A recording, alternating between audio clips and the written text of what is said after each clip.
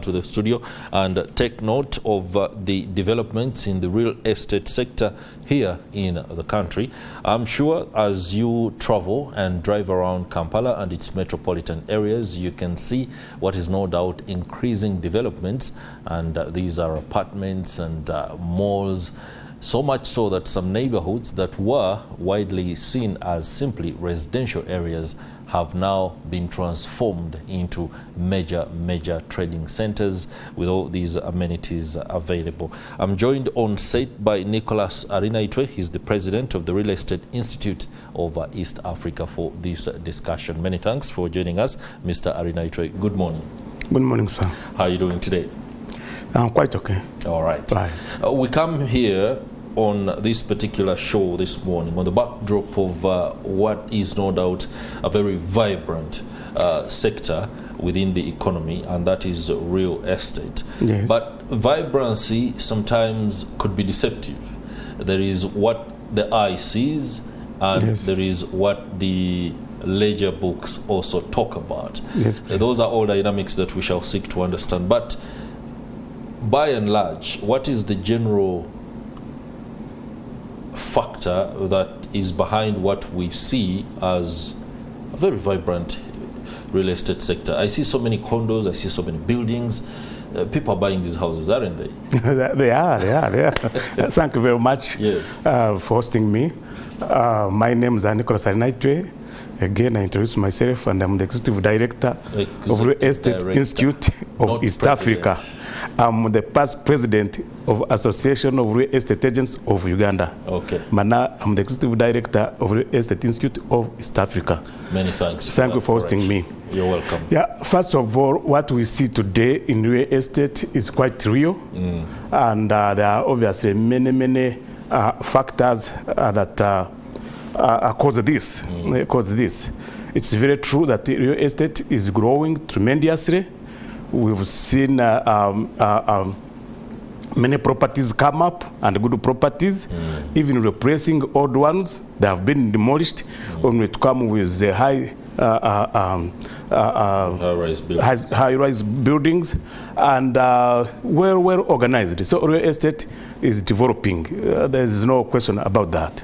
Okay. And there are many factors. First of all, it's because of improving economic activities.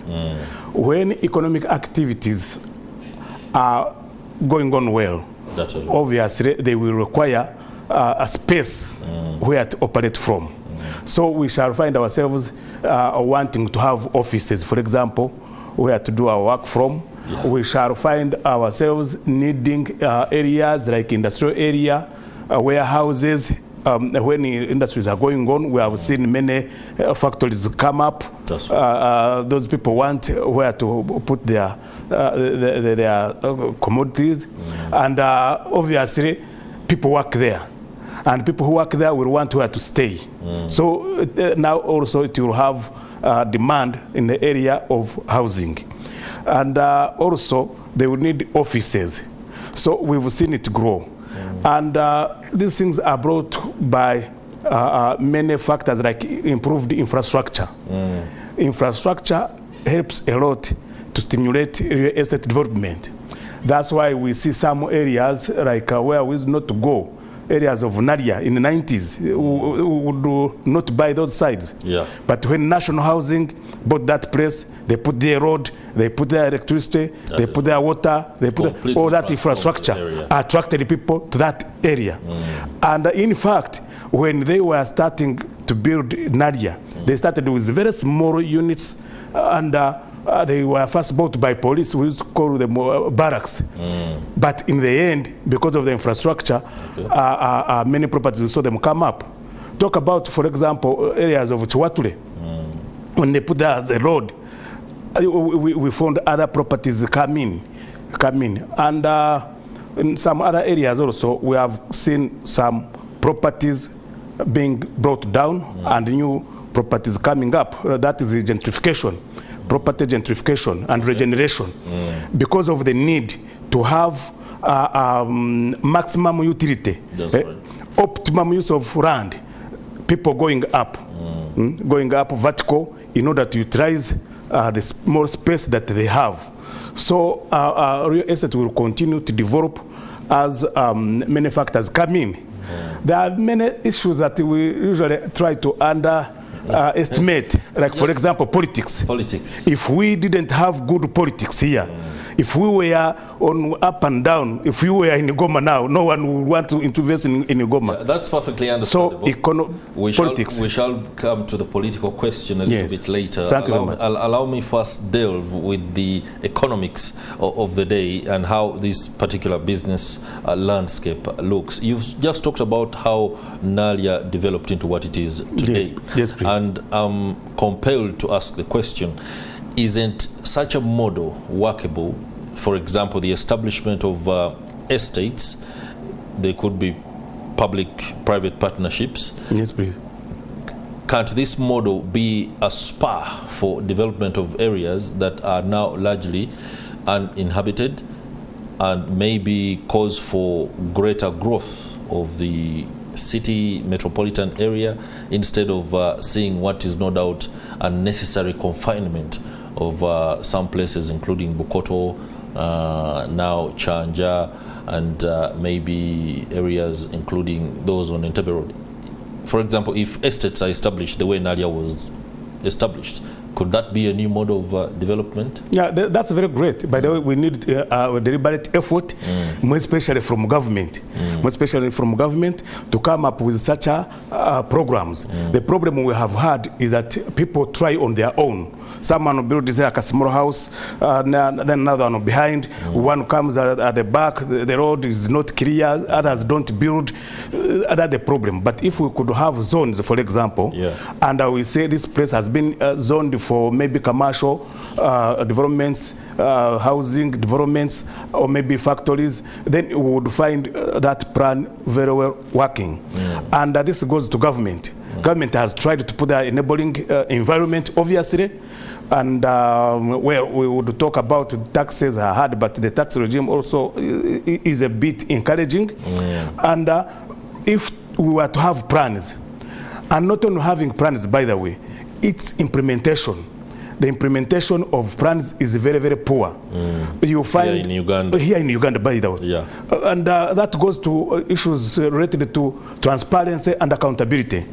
A planned area is put there, but now when it comes to the actual development, now people start bribing planners, people try doing what? It's very, very terrible. So issues of governance that relate to transparency and accountability is very paramount, very paramount. Otherwise, if government came deliberately to say that we have gazetted this place, even it can put in money. It can create what you call now land banks. Land banks. It goes somewhere. It can go to Chivuru, it can go to Mbuya here, it can go to Murago, it can go to Chiburi, where it is near, and buys like 5, 6, 10 acres, and gives it out to developers. Developers will always come in because they have been given land, and this land is prime. It is because of the proximity to the city. So now it would really help them and motivate them to put up good properties, and they can issue them even out for free as long as someone is going to put up good properties. Then government will benefit from the premium that they will charge. They will benefit from the services, property services, all those taxes that will come in. There will be electricity, there will be water charges, other than leaving these services that go to slums. Slums are a big problem to government. On health, on economics, on politics, on everything, because here they use free water. Those guys you see, they connect themselves. They connect themselves on electricity every day. That's where they go to collect rubbish. Yes, I stand in Bogorobi. Sure. But for us, we pay money for collection of garbage. But down in the Middle East, where there is a slum, they have to go and collect what? So you find that the money we are paying for these people who are staying in these houses. And they are the ones who occupy many hospitals because of the problem that they face in slums. So if government came up to make sure that it incentivizes, it also gives like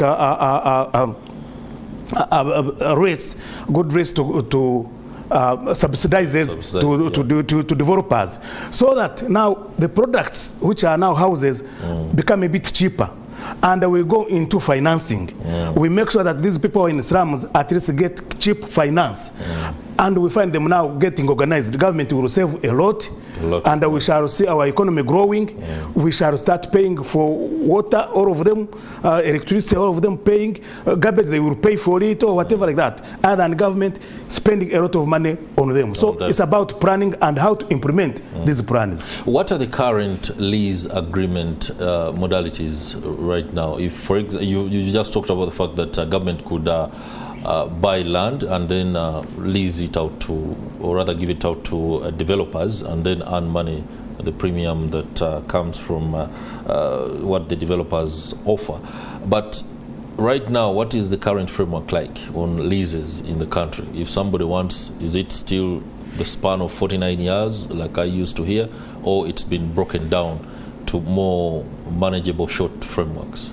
No, it's not what you used to hear. That's what is on now. 49. Nothing has changed. 49. They first give you 5, then 49, then even 99. 99. By the way, they can even give you freehold. But we are saying you can still. We have seen people get leases, but the problem is implementation.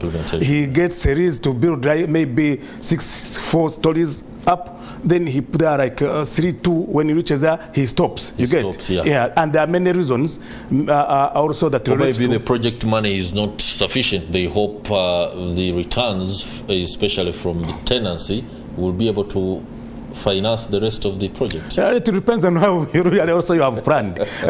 You will not depend on that. And we have seen by the way, most of the properties, as we've been talking about, like condominiums, they finance themselves, but only to a developer who is well planned, who is not a cheat. If it's true a developer is reliable, he will be given money, and he builds even using the money that people deposit. We have seen this. The whole thing is about management and following the plans that one has done. But we have seen people, he gets like a permit to build something, then he comes up with something quite different from what quite different before. Yeah. And what the problem? The other problem I've told you, governance that come in with transparency and accountability, more especially by enforcers. Yes. All right. That's an interesting one. I was going to ask you the question about developers versus tenderpreneurs. Tenderpreneurs, we know them as the gentlemen and ladies within government circles or systems that have the ability to get a lot of money, project money, and then inject it into the real estate by building condominiums and apartments that never get to be occupied. So we see a whole building coming up, and then we see no occupants for years. How is that being dealt with in the industry, or is it something that government is helping the real honest developers, as you say, to cope with? Well, with the word tenderpreneurs, I'm hearing it from here. We run every day, but for us we call them real estate investors. Those are investors. An investor buys from a developer and now he gives it out to the public. That is right.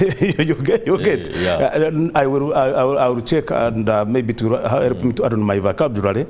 But the issue is a developer puts up a property. We are talking about in developed economies. Yeah. Puts up a property. Let me be very honest about what I'm saying. Tenderpreneurs, for example, a government official who is not a mainstream businessman, all of a sudden has $1 billion Uganda shillings. And then they look around and then they decide that putting up a structure is the best thing to invest their money. And then they build it and it comes up. Are they working on the same model like the established real estate developers that charge according to the dynamics of the economy? This guy has money coming in from Chogam, for example, and he establishes a building. Now, maybe next time you will be clear to me, because that language, I don't understand it. Okay. That's why I was talking about transparency, accountability, good governance, and all those things. There is someone also who told us that he had the money for, he was a businessman, but a covidpreneur, meaning that he got money from COVID money. And that's the problem, by the way. Distorts the market. I want to tell you, they distort the market, and these are the people who put up buildings. He reaches 10th floor, and he doesn't have money to finish it.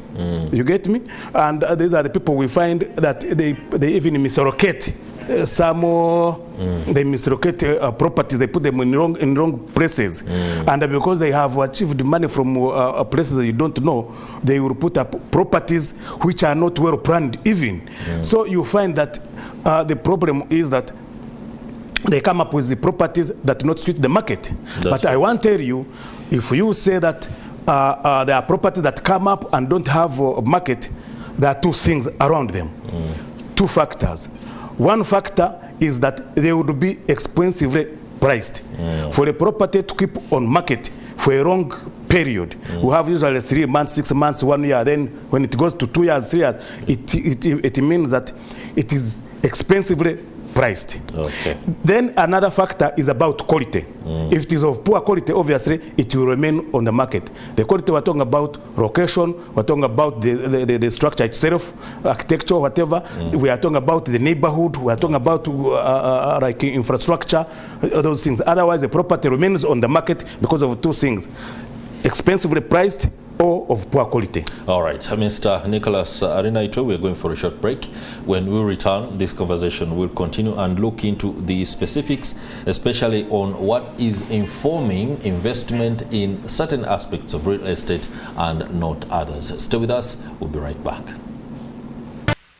Welcome back. I'm glad you're still with us here. We are taking note of developments in the real estate sector and what is influencing what, especially when it comes to the choices that Ugandans are opting for. Could be residential, commercial, but also amenities in terms of the infrastructure that is available. On set, we have Nicholas Arinaitwe.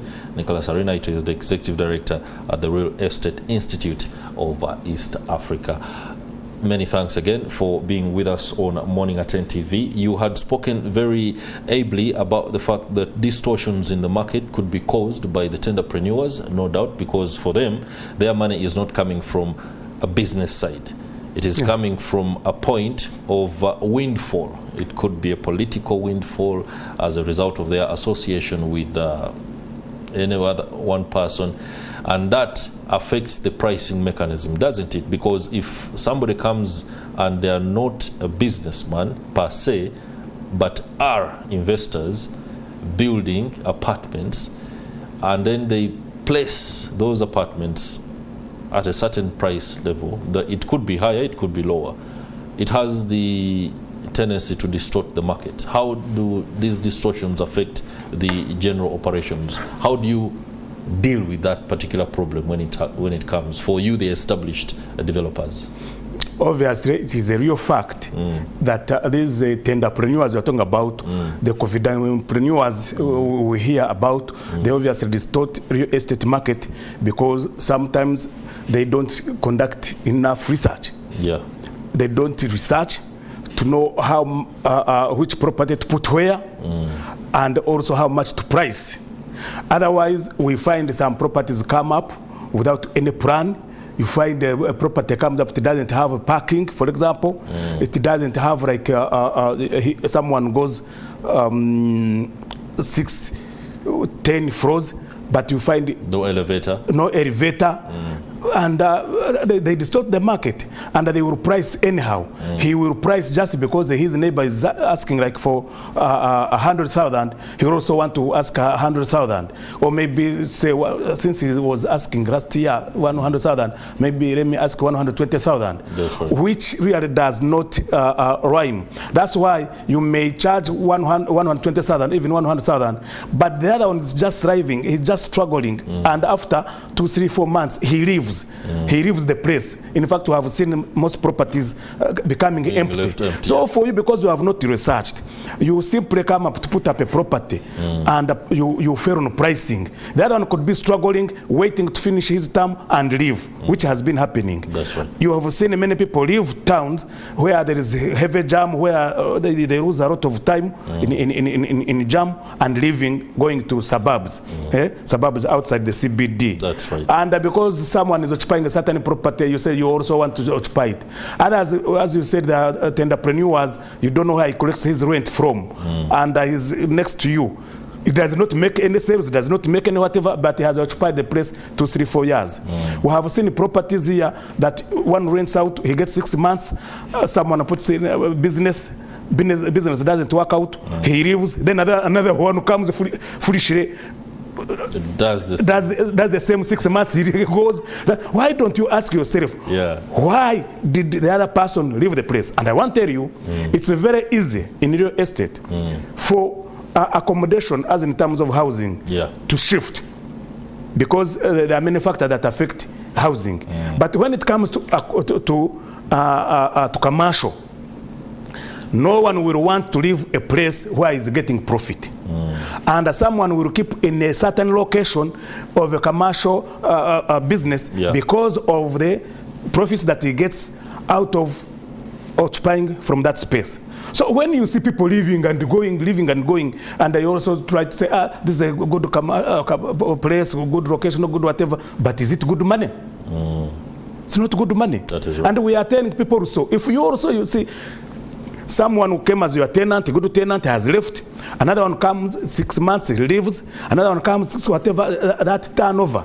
First of all, you are not making any money. You're making money. Because you are asking a lot of money. I told you, the reason why a property keeps on the market, it's either highly or expensively priced, or it is of poor quality. So if it is of good quality and you see people leaving, what the problem? It's because you are charging a lot of money. And by the way, I want to tell you this, you need to know that it is very easy. It is very easy. You would rather have a stressing tenant than a stressing empty house. You get it?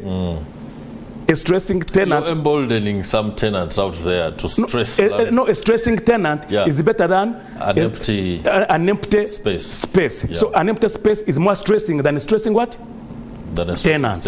If he was giving you 3 months, 6 months in advance, and now he's giving you 3 months or 1 month in advance, he's thriving, trying, whatever, he is better than an empty what? An empty property. That's right. An empty property you will spend on it, and yet you are not doing what? You're not earning. But one who is occupying, maybe will always clean, will always cater for electricity, will always cater for what? He's thriving and is keeping the place. So even landlords ought to know these things.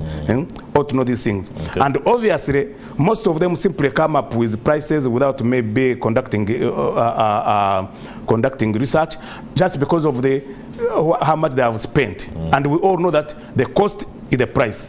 The cost is the price. But now, you should not simply hike it up when it is beyond the market. You must be within the market. So those are the challenges we are facing with people who simply come up with properties before conducting research. And data here, real estate data in Uganda, we cannot say it's expensive, it's whatever. It's rare. You cannot get it. Even the government itself does not have this. Yeah. So you need to be pragmatic, you need to be practical yourself, you need to conduct it and you analyze it professionally in order to come to the right price and in order to retain what your tenants. That is right. Yes, please. Okay. Interesting there. And of course, those are dynamics that have to be put into consideration. I would like to ask a question, and this either puts you, the developers, or the local governments on the spot. When it comes to establishments that do not meet the standards, for example, you spoke about parking spaces. There are some structures that don't have enough sanitary facilities, including the ability for the tenants to be able to manage their waste. And the building stays, or the businessman continues as usual without necessarily being brought to book or compelled to act. What's the association doing about that? How does KCCA or any other local government, for example, across any other urban center within the country, come together to ensure that actually these people meet the standards eventually? Well, the standards are there, even the laws are there. In Uganda, we can't say that we don't have laws. In fact, we have always said that Uganda will have good laws, but they lack implementation, poor implementation. Back to now transparency and accountability, governing issues, governance issues. There is no follow-up mechanism. There is no follow-up, and the challenge we have is that some of them don't want to listen. Others who listen, they don't implement. Otherwise, for example, we have monthly networking meetings at the association. Okay. And they are topical. We come up with a topic, we learn from each other, and for example, we have conferences at the end of the year, and we invite some of the officials, government officials, where Minister of Lands has been good at that. They participate, they do what, but maybe the local authorities in implementation, they are not good at that. By the way, we have tried even to benchmark some developed economies to check how can we work with them. How can we work with them? We partner with the National Association of Realtors. This is a big organization that have more than 500 members. It's based in Chicago, in the US, and even some of the courses we teach, we benchmarked them. They help us. We have that exchanges. So we are now in Hong Kong. We work with Hong Kong. The other day we had people from Singapore and Malaysia, and in fact we're going to have them again. And they are going to invest here, more especially in new asset data, in order to help us conducting research, to give us information which people lack. Because when there is information that is reliable, there will be some transparency, there will be some professionalism and efficiency in terms of property investment. People will have to put in money where they know that money will have a return, a good return. So those are the challenges we have that still go to implementation. We are betrayed by local government officials, but we continue to learn from each other. All right, I don't want to lose this opportunity to ask the personal questions when it comes to people developing and building houses and becoming better and living better. The average Ugandan, for example, tends to strive towards building a house that is a family house than staying in a rental. Yes. I don't know what dynamics are at play here, but the culture is very deeply ingrained that until somebody actually stays in their own house, they kind of look at themselves as not successful. You know, you get some little money, and in business terms, building rentals or using the money for some business would be better than building the house to go into with a family. But the Ugandan will first do the other family thing and settle the fact that a landlord is no longer stressing him. Advise us on that. By the way, one of the stressing things is where you say that you want to also to own a house when you cannot afford to finish it.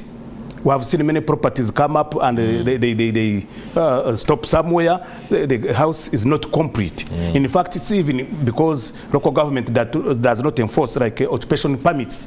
Otherwise, we would find most of these properties empty. I want to tell you that you are spot on when you talk about culture. Cultural influence has drilled us in a way that one wants to feel that I have a property and my house is there. What you get my property number like that. You get me? But in the developed economies, no. By the way, that's backwardness. It's backwardness.